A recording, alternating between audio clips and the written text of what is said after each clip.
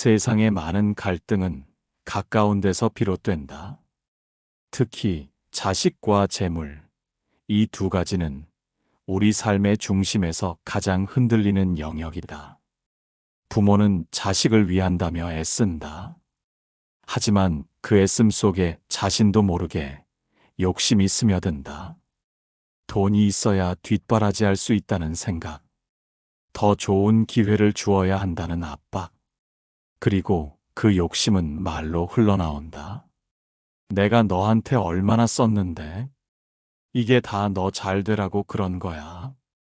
현실에서 흔히 듣는 이 말 한마디, 자식과 재물의 줄다리기 끝에서 터져나온 마음의 외침이다. 한 어머니가 있었다. 평생 식당 일로 번 돈을 아들의 유학과 결혼에 쏟아부었다. 노후는 뒤로 미룬 채 아들에게 모든 것을 걸었다. 하지만 시간이 지나며 아들은 점점 멀어졌다. 전화는 뜸해지고 고맙다는 말 대신 엄마, 또 돈 얘기야? 라는 말이 돌아왔다. 그날 어머니는 울었다. 자식을 위해 희생한 줄 알았는데 되돌아오는 건 서운함과 오해였다. 그때 문득 스친 생각, 내가 무얼 놓친 걸까? 부처님은 말씀하셨다. 사랑은 바라는 바 없이 베풀어질 때 맑고 고요하다. 우리는 자식에게 사랑을 쏟는다. 하지만 그 사랑이 계산이 되면 짐이 된다. 내가 이만큼 했으니 너도 뭔가 해라는 마음. 그 마음은 말이 되고 그 말은 상처가 된다. 자식도 재물도 결국은 관계의 거울이다. 그 거울 앞에서 우리가 놓쳐온 건 바로 말 한마디의 무게다. 말은 마음에서 나온다. 너 잘 되라고라는 말은 때로는 나는 외롭다는 뜻이기도 하다. 내가 다 해줬는데 라는 말은 나를 알아달라는 간절함일 수 있다. 그 마음을 자식은 듣지 못한다. 말의 내용보다 감정의 결이 먼저 닿기 때문이다. 그래서 부처님은 무죄칠시를 말씀하셨다. 베풀 것이 없을 때에도 마음과 말로 베풀 수 있다고 하셨다. 그중 하나가 언시, 말로 짓는 공덕이다. 상대를 따뜻하게 하는 말, 기다려주는 말, 욕심 없는 말. 자식과 재물은 그 말 한마디에 좌우된다. 같은 말을 해도 욕심이 담긴 말은 상처가 되고 자비가 담긴 말은 길이 된다. 오늘 하루 내가 사랑하는 이에게 어떤 말을 건넸는지 가만히 돌아보게 된다. 그리고 그대여, 그 마음 말 속에 담기 전에 먼저 다독여 주시길 바란다. 그렇게 시작된다. 자식과 재물에 얽힌 고요하고 단단한 내려놓음의 길. 자식에게 해준 것이 많다는 생각은 때로는 자식에게 진 빚처럼 느껴지기도 한다. 반대로 받은 기억보다 기대의 무게가 더 커진다. 한 아버지가 있었다. 조그만 철물점을 운영하며 세 아들을 키웠다. 자신은 새 옷 하나 사지 않으면서 아이들 책값과 학원비엔 아낌이 없었다. 큰아들은 장성이 되어 안정된 삶을 살고 있었고, 둘째는 외국에서 일했고, 막내는 대학을 갓 졸업했다. 어느 날 아버지는 큰아들과 식사 중 이런 말을 꺼냈다. 이 집 담보 잡고 너희 학비 된 거, 그래도 덕분에 너희 다 잘 됐지 않냐? 그 말에 큰아들은 고개를 떨궜다. 감사한 마음은 있었지만 그 말 한마디에 뭔가가 무너지는 느낌이었다. 그 말엔 뒷말이 따라붙었다. 그러니 이제는 너희가 갚을 차례다. 물론 부모가 해준 것을 기억하는 건 소중하다. 하지만 그것을 반복해 말할수록 자식은 그 말 속에서 사랑보다는 청구서를 느낀다. 부처님은 이런 말씀을 남기셨다. 바라는 것을 버릴 때 진정한 공덕이 된다. 자식을 위한 마음이 순수했더라도 그 마음이 기대로 바뀌는 순간 그 공덕은 무거운 짐이 된다. 사랑을 주는 건 받기 위해서가 아니다. 기억되길 바라서도 아니다. 그냥 지금 이 순간 그 존재가 귀하다는 사실 하나면 족하다. 말은 마음을 드러낸다. 하지만 그 마음이 얽혀 있으면 말은 칼이 되기도 한다. 그래서 부처님은 말을 하기 전에 세 가지를 묻도록 하셨다. 이 말이 진실인가? 이 말이 유익한가? 이 말이 자비로운가? 세 아들이 아버지의 수고를 몰랐던 것은 아니다. 하지만 아버지의 말이 그 수고를 부채로 바꾸었다. 자식과 재물 사이의 다리는 말의 결로 놓여야 한다. 아버지 고맙습니다. 잘 컸구나. 내가 있어서 나는 참 좋다. 이 두 말이 오갈 때 비로소 그들은 다시 가족이 된다. 사랑은 말이 많지 않다. 말이 깊을 뿐이다. 바로 그 깊이가 관계를 살린다. 오늘 하루 그대가 품은 말은 무엇이었는지 조용히 되새기길 바란다. 그 말이 자식에게 남기는 흔적이 어떤 마음이었는지를. 자식은 부모의 거울이 아니다. 하지만 부모의 말은 자식의 마음에 그림자를 들이운다. 그림자는 길게 남는다. 어린 시절부터 들은 말은 생각보다 깊게 뿌리내린다. 돈이 없어 그거 못해. 내가 그럴 자격이 되니? 내가 다 해줘도 너는 왜 그 모양이냐? 그 말들은 자식의 마음 안에 나는 부족하다, 나는 빚을 졌다는 감정을 쌓는다. 어느 딸이 있었다. 어릴 적부터 아버지는 늘 돈 얘기를 입에 달고 살았다. 학원 보내는 것도 쉽지 않다. 너 대학 가려면 우리 허리 휘어. 그 딸은 조심스러웠다. 무언가를 요구하는 게 죄처럼 느껴졌다. 결국 그녀는 자립을 택했다. 대학을 포기하고 바로 직장에 들어갔다. 그리고 묵묵히 살아냈다. 아버지는 말한다. 내가 뭘 그렇게 잘못했냐? 다 너 위해 그런 거였는데. 그렇다. 말은 의도와 다르게 전해질 수 있다. 아버지는 최선을 다했지만 딸은 그 말 속에서 사랑보다 불안함을 먼저 배웠다. 부처님은 말씀하셨다. 구름이 태양을 가리듯 욕심이 마음을 가리우면 진실한 사랑도 보이지 않게 된다. 우리는 자식을 위해 산다며 사실은 우리의 두려움을 덜기 위해 말하곤 한다. 혹시 실패하면 어쩌나? 내가 못해준 것처럼 되면 어쩌나? 그 불안을 자식에게 말로 전달하면 자식은 사랑보다 짐을 먼저 느낀다. 그래서 가장 먼저 내려놓아야 할 것은 불안이다. 불안이 없는 말은 부드럽다. 괜찮다. 천천히 해도 된다. 나는 내가 있어 그냥 좋다. 이런 말은 자식의 삶에 든든한 뿌리가 된다. 재물보다 먼저 심겨야 할 것은 바로 이 말이다. 가난했던 그 딸은 지금은 두 아이의 엄마가 되었다.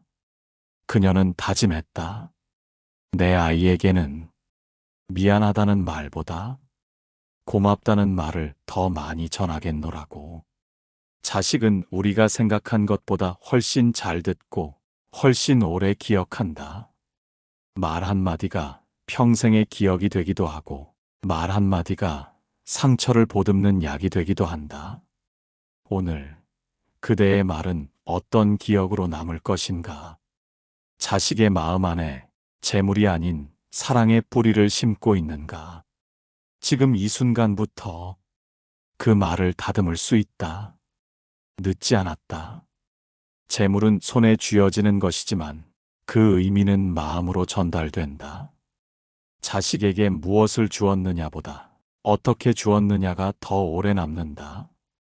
한 노부부가 있었다. 두 사람은 평생을 절약하며 살았다. 은퇴 후 자신들이 모아둔 적금을 셋으로 나누어 자식들에게 주기로 했다. 아내는 편지를 써서 함께 전하고 싶어 했다. 우리가 주는 건 단순한 돈이 아니야. 너희를 믿고 응원하고 고맙다는 마음이 함께 담긴 거야. 하지만 남편은 손을 내저었다. 그냥 주면 되지. 뭘 그런 걸 써. 결국 돈만 전해졌다. 그중 둘째는 연락이 점점 뜸해졌고 막내는 그 돈으로 사업을 하다 실패하고 돌아왔다. 어머니는 말없이 울었다. 우리가 준 게 부담이었을까? 말 한마디 없이 주어진 돈은 사랑이 아니라 시험처럼 느껴진다. 자식은 그 돈 안에 자신이 채워야 할 기대치를 읽는다. 부모가 말로 남기지 못한 마음은 종종 오해로 남는다. 부처님은 말씀하셨다. 무엇을 주느냐보다 그 주는 마음의 향기가 그 사람을 밝힌다. 말은 향기와 같다. 보이지 않지만 깊이 스며들어 오래 머문다. 재물은 사라질 수 있다. 하지만 그에 담긴 마음은 말을 통해 영원히 남는다. 그래서 말은 재물보다 더 중요한 유산이 된다. 그대는 자식에게 얼마를 주었는가 보다 어떤 말을 함께 건넸는가를 돌아보아야 한다. 이 돈은 너에게 믿음이란다. 내 삶을 응원하며 우리가 여기 있다는 뜻이야. 이건 단순한 지원이 아니라 우리의 기도란다. 이런 말이 함께 전해질 때 재물은 무게가 아닌 날개가 된다. 자식은 날아야 할 존재이지 부모의 뜻을 실현해야 할 대리인이 아니다. 그래서 부모의 말은 지시가 아닌 지지가 되어야 한다. 오늘 그대가 자식에게 무엇을 전하고자 한다면 말부터 꺼내시길 바란다. 재물은 마음을 담는 그릇이고 말은 그 마음을 따뜻하게 데우는 불이다. 그대의 말이 자식의 내일의 빛이 되기를. 가장 가까운 이에게 가장 많은 말을 건넨다. 하지만 아이러니하게도 그 가까움 속에서 말은 점점 날이 선다. 편해졌다는 이유로 서운함을 숨기지 않고 드러내며 말은 때때로 무기가 된다. 한 아들이 있었다. 직장 생활에 치이고 가정을 꾸리며 자신의 삶을 꾸려가기에도 버거운 시기였다. 그런 그에게 아버지는 자주 연락을 했다. 그리고 통화가 길어질수록 말은 반복되었다. 내가 너 키우느라 허리 휘었어. 형편 어려울 때 너만 바라봤다. 지금쯤은 좀 도와줘야 하는 거 아니냐?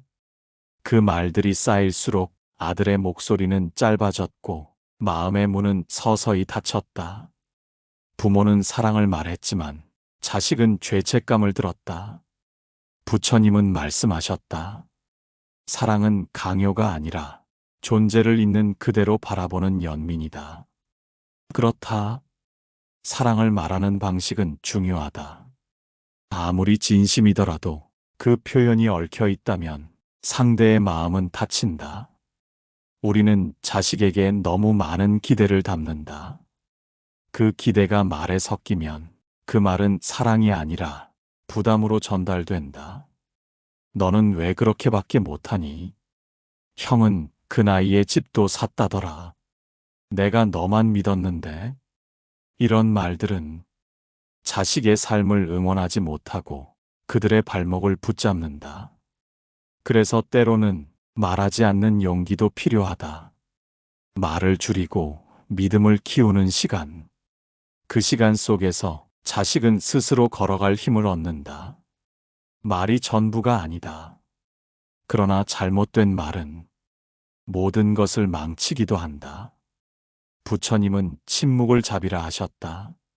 무언가를 해주지 않아도 말로 상처 주지 않는 것, 그것 또한 큰 공덕이다. 그대여, 자식에게 전할 말이 있다면 지금 마음을 먼저 살펴보시길. 그 말에 욕심이 있는지, 불안이 깃들어 있는지 스스로에게 묻고 난 뒤 비로소 입을 여시기 바란다. 말은 다리이기도 하고 벼랑이기도 하다. 오늘 그대의 말은 다리가 되고 있는가? 자식이 건널 수 있는 다리, 따뜻하고 단단한 다리 말이다. 삶이란 결국 주고받는 관계의 반복이다. 자식에게 주는 것은 부모의 기쁨이지만 그 기쁨이 서운함으로 바뀌는 순간이 있다. 이만큼 해줬으면 이젠 좀 알아줘야 하는 거 아닌가. 그 말은 마음 깊은 곳에서 자라난다. 처음엔 사소한 서운함이었다. 전화가 뜸해졌을 때, 명절 인사가 늦어졌을 때, 감사 인사 없이 부탁만 이어질 때, 그럴 때마다 작은 돌멩이 하나씩 마음속에 쌓인다. 그리고 어느 날 그 돌이 무너져 날카로운 말로 튀어나온다. 넌 부모 마음이 어떤지 알긴 하니? 내가 그렇게 해줬는데 너한텐 그게 당연했니? 그 말은 사랑이었지만 기억은 상처로 남는다. 한 어머니는 자식 셋을 키우며 하루도 쉬지 않고 일했다. 가정 형편이 넉넉지 않아 무엇을 사주기보다 항상 되어주는 사람이었다. 늘 자식들 걱정뿐이었고 나중엔 말이 거칠어졌다. 나는 너희 뒷바라지 하느라 내 인생 다 놓쳤다. 그 말에 자식들은 침묵했다. 어머니의 희생을 모르는 것이 아니었다. 하지만 그 말은 사랑보다 죄책감을 불러일으켰다. 부처님은 말씀하셨다. 비우는 사람은 자비로워지고 채우려는 사람은 늘 괴로움을 품는다. 부모의 마음이 괴로운 이유는 주고도 만족하지 못해서다. 그것은 받기를 바라기 때문이다. 받고 싶은 것은 감사, 이해, 인정. 하지만 그것을 말로 요구하면 그 사랑은 흘러가지 못한다. 사랑은 흘러야 한다. 강물처럼 바람처럼 흘러가야 다시 돌아온다. 그래서 오늘 그대의 사랑이 멈춰 있다면 그것이 말을 통해 기대와 집착으로 바뀌었는지 살펴보시길 바란다. 기억하라. 자식은 그대가 준 것을 다 기억하지 못할 수 있다. 하지만 그대가 전한 말의 결은 평생 마음에 남는다. 괜찮다. 엄마는 너 있는 것만으로 충분하다. 너는 너의 길을 가거라. 이런 말들은 자식의 등 뒤를 지키는 바람이 된다. 눈에 보이지 않아도 삶을 밀어주는 힘. 오늘 그대의 마음에도 그 바람이 일기를. 자식은 부모의 말 속에서 자신의 가치를 배운다. 칭찬보다 더 오래 남는 것은 매번 되풀이된 말의 뉘앙스다. 넌 왜 그것밖에 못하니? 그런 건 아무 소용없어. 내가 뭘 안다고 그래? 이 말들은 스스로에 대한 믿음을 앗아간다. 성적이 좋았던 날도 인정을 받기보다 부족함을 지적당했다면 그 아이는 자랄수록 자신을 믿지 못하게 된다. 한 젊은 가장이 있었다. 가정을 꾸리고 아이를 낳고 자신도 부모가 되었다. 하지만 그는 종종 아버지의 말이 떠올랐다. 남자는 돈을 벌어야지. 내가 그런다고 밥이 나오냐? 공부 말고는 할 줄 아는 게 뭐 있니? 그는 지금도 무언가를 선택할 때마다 자기 안에 그 말들과 싸웠다. 나는 부족하다. 나는 누군가를 실망시킬 것이다. 부처님은 말씀하셨다. 존재를 있는 그대로 받아들이는 것이 진정한 사랑이다. 그 젊은 가장은 아버지를 원망하지 않았다. 그저 자신의 아이에게는 그 말들을 반복하지 않겠노라 다짐했다. 그 다짐은 말로 이어졌다. 괜찮아. 내 방식대로 해봐. 틀려도 돼. 그게 배움이야. 나는 내가 자랑스럽다. 그 말이 아이의 표정을 바꾸고 아이의 시선을 높였다. 말은 씨앗이다. 마음에 뿌려져. 시간이 흐른 뒤 성격이 되고 삶의 자세가 된다. 그대는 어떤 씨앗을 심고 있는가? 매일 반복되는 그 말이 자식에게 어떤 나무로 자라나고 있는가? 재물은 언젠가 없어지지만 말은 흔적이 되어 남는다. 상처의 기억이 될 수도 있고 자기 자신을 사랑하는 근거가 될 수도 있다. 오늘 하루 그대가 던진 말 한마디가 자식의 내면을 어떻게 만들고 있는지 조용히 되묻기를 바란다. 자식을 위해 줄 수 있는 최고의 선물은 존중의 언어다.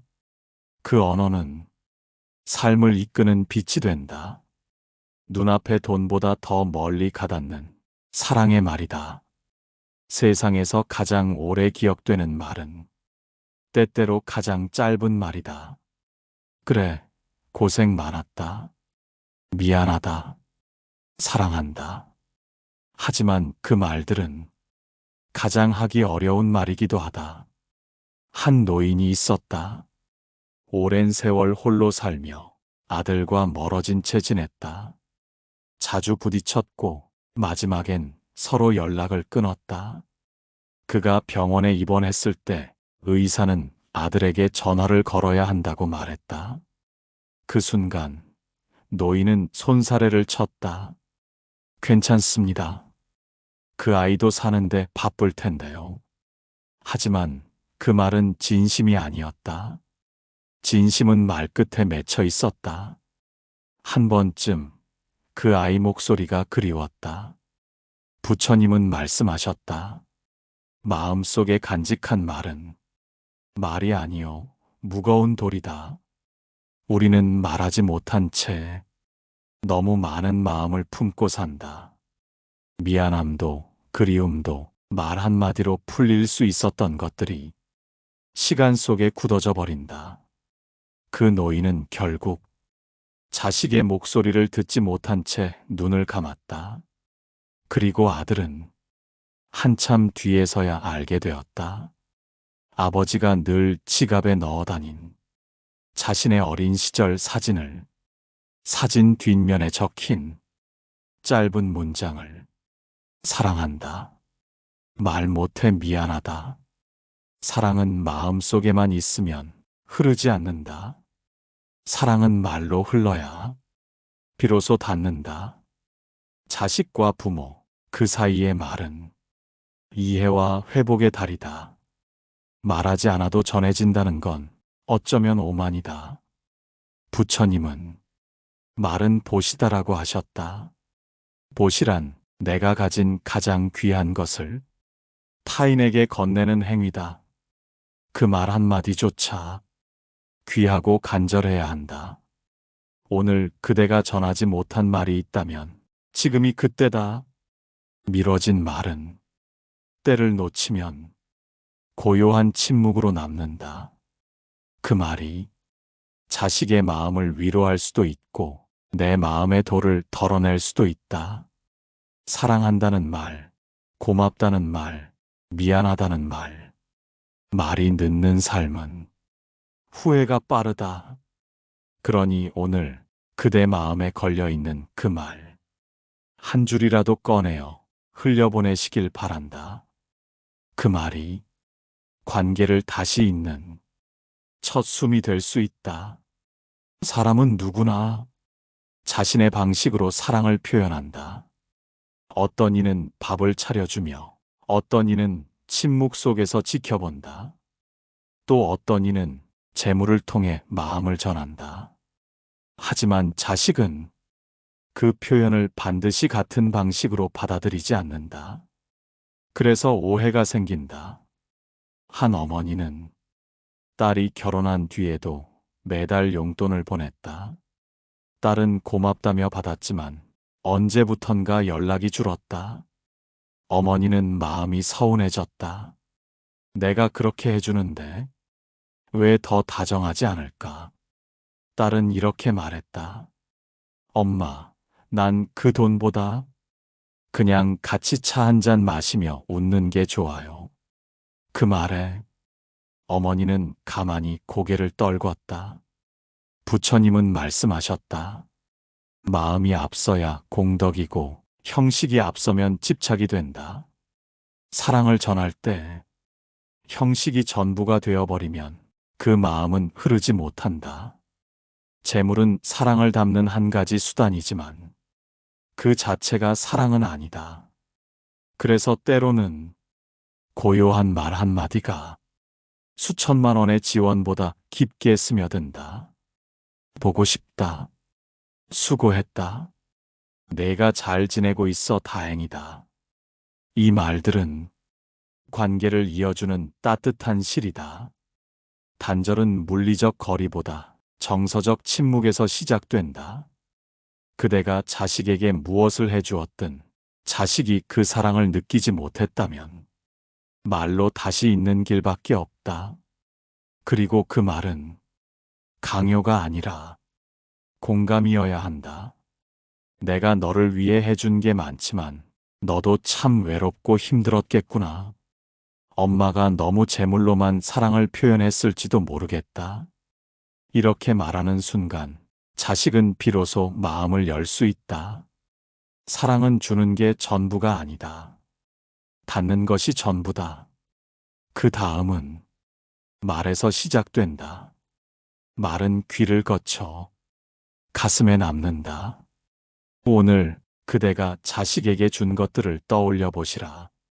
그리고 그중 진심이 담긴 말은 얼마나 있었는지를.